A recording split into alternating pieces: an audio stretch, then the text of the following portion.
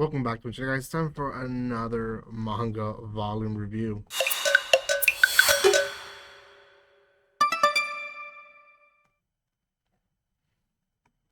Welcome once again. This is going to be Detroit, Become Human, Tokyo Stories. This is volume one. It is from Yen Press, an original story by Quantic Dream, which I think it's like a company more than anything. But this was brought to you by Yen Press here in the US. They sent me a copy to review for you guys, and it is a great, great series. To be honest, it's one that I didn't expect to enjoy as much as I did, because the moment I heard Idol, I was like, ah, it's gonna be an Idol series. It was, but it wasn't. That's just one of the stories. It is the main story of this volume. We focus more on the girls. The guy kind of comes in at the end, but we don't really get much of him. So we do follow the story of this girl in blue who is an android. She's the very first android idol, Reina. Now, Reina, um, she's an idol, but she's also an android, so everything is up to perfection. Her looks to perfection, her moves to perfection, everything she does to perfection. And she has this, um, I guess, her boss herself is always pushing her to be the best, and in different ways. Like she understands that she's a droid, so she like abuses her almost, to the point of like, you have to do what I want or else bad things could happen to you. And she pushes her very hard until her boss shows up, and they make her essentially, um, take care of another idol. Now, this other girl, she is, another client for the label, but she's also the niece of the boss. She's not the actual, um, daughter. So Suzune is, she's adopted to her, but she's also not so much loved.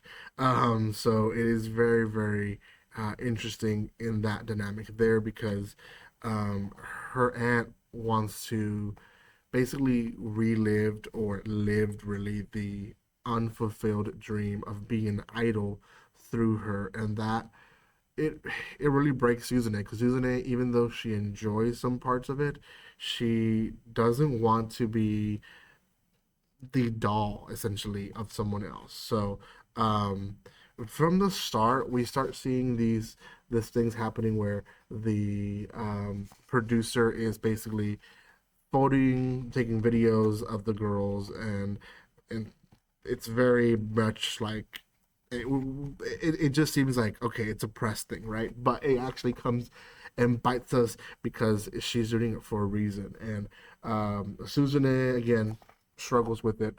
There's a whole episode in there where she, um, explains how she's also basically abused by her aunt, who is her mother or guardian, and Reina doesn't like that, and Reina seems to be gaining sympathy and empathy for her, and she starts training her to dance. Like, she starts doing all these things for her that day. They grow really close together, almost as friends, and come and behold, Reina gets stabbed, and through the stabbing, through her, um, getting rebooted and all, she forgets everything.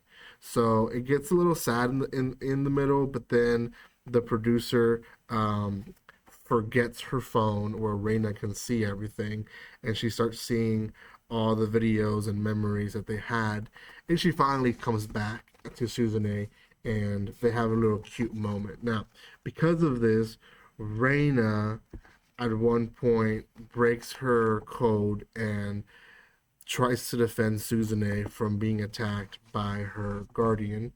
And because she breaks the code, um, they basically decide that they're going to get rid of her. The producer saves them and gives them time to escape, and they run away.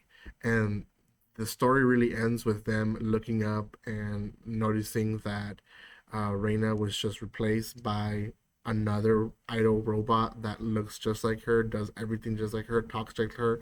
So as if nothing really had happened. Um, the last story is like this much, not much in the book, but the last story does follow the medical robot, and he essentially is what or why we probably won't approach droids in the medical field for a while. Um, there's a story of him basically trying to give bad news to a couple, and the couple snaps when he tries to give them comfort because to him comfort is you just have to think logically, and they don't want to think logically. They want to be comforted, be given hope almost, and they snapped at him, and he basically through his story is trying to understand why that's wrong, why um, people don't really understand uh, his type of sympathy, which is not really sympathy; it's just a program. So yeah, there's another incident at the end of the story again with another medical person who he's struggling with recovery, and he jumps in and like it's not the droid's fault. He's doing his job.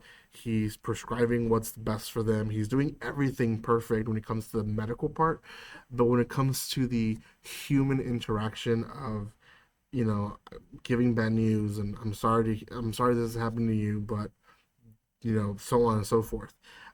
He's not doing that job because again, he's a droid. Like he doesn't have the full amount of feelings, and the fact that they don't understand that is another like, come on.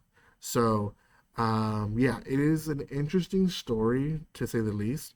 But I actually really enjoyed that one as well. It was very short. I'm wondering if they're going to continue it at the next volume, but for now, it was one and done. So, we'll see. We'll see what happens in volume two. I'm interested to see if the stories will eventually connect or if it's just multiple stories. Because there was like at the end of the arena story, there was like a cult type of droids teaming up against humans, a scenario happening, but wasn't really much of the story, so I didn't really mention it. So I'm wondering if that's going to connect all the stories, or if they're just saying like stories of what may happen in the future. So I don't know. For now, good book to pick up. Go check it out. Give us some love. Thank you again, Press, for sending me the copy. And guys, like always, don't be strangers. Oh yeah, I do have quite a bit of stuff released already from Yen Press, but I will be releasing other stuff that's not Yen Press. So keep up with it. Best way to keep up is by subscribing. So don't be strangers. See you guys.